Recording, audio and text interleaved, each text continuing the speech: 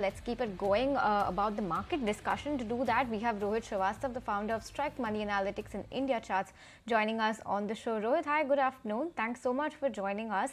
Give us a quick sense of what you are making of the markets right now, because we seem to be very flat right now, but nonetheless, we're holding up above 23,700. After the one-off rally that we've seen yesterday, do you believe this cool down was rather expected, and can we still hope for some more levers to growth, or yesterday was just a one-off and now we are on a one-way down back?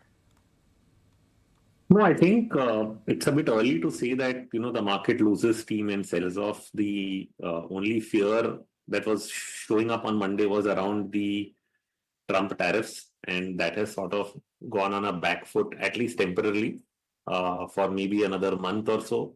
And similarly, even the Chinese tariffs are off for another 90 days. So in the interim, the setup of the Indian stock market continues to be positive because we are coming out of an extremely oversold condition. So what that means is it would be a multi-week rally. We'd probably go above 24,000 towards 24,500. So the one-off is not yesterday, the one-off is probably today, because if you see the breadth of the market, it is pretty strong. You have almost over 2,000 stocks that are rising on the NSE, 2,800 stocks advancing on the BSE. And that's pretty strong because the mid and small cap sectors are showing momentum today. So yesterday, actually, you saw more strength in the large caps and not so much in the mid and small cap. Today, you're seeing more strength in the mid and small cap, not so much in the large cap.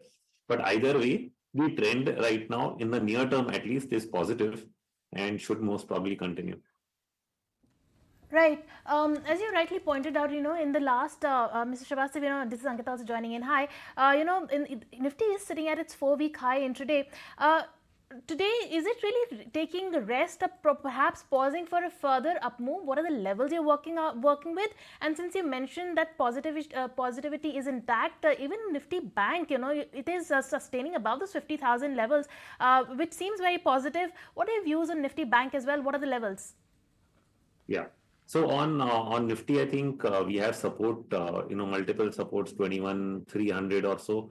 But the upside, like I mentioned, initially we'll be looking at 24,121, which is sort of a 38% retracement of the entire 4-month decline that we have seen. And after that, we look at 50%, which is closer to around 24,500. So those are the levels for Nifty. On Bank Nifty also, we'll be looking at support closer to around 49,790 on the upside. A 50% retracement sort of comes in at 50,855, and above that up to 51,580. So those are the levels, I think, for Nifty and Bank Nifty that we should be looking for. Okay, so those are the levels that we should be looking for in terms of both of the benchmark indices. But also, Rohit, tell us, you just spoke about the small and the mid cap space. Now that India VIX has, cooled off a little bit, we're once again below the 14 level when it comes to India VIX. Does it make the small and the mid cap basket look relatively safer than they were looking earlier? Because every time there's a market surge, it's the small and the mid cap that are leading it. Every time there's a market cut, they are the ones that are lagging the most. Are they a safe bet now, or do they continue to still be as volatile as they have been over the past couple of trading sessions? So I don't think the volatility may have completely gone away, but at least temporarily we have put in a low point. I mean, if you just go back to November, remember market had fallen between October and November, and then we got a 3 to 4 week rally all the way into mid of December. So that's when the mid caps again started to look strong. Now again we have seen a lot of selling and volatility.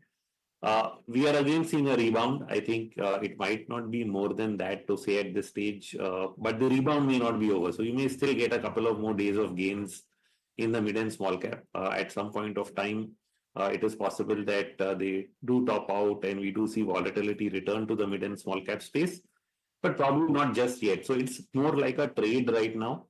But the easier trade would probably be in the large caps because they are, like you said, less volatile. And some of the large caps have actually fallen much more than mid caps on a 2-month, 3-month basis. And therefore, the room for bigger retracements, pullbacks is actually there in the big caps. And that's where I would still focus. Mr. Srivastava, let's talk about the FMCG pack that really rallied post the budget, and ever since then, it hasn't really performed much. What is your take on the FMCG basket? There is valuation comfort, and like you mentioned, as far as the large caps are concerned, they have actually, perhaps they have been because of the FII selling also in the large caps. There is some sort of a valuation comfort, but FMCG stocks haven't really picked up post the budget day. Yeah. Yeah, that's a pain point in the very short term, because they should have seen the momentum continue. But what ends up happening is, one is there was already buying pre-budget in anticipation that there may be something, and then on that day there was a big move. So probably those hands that are bought into the news are being shaken out.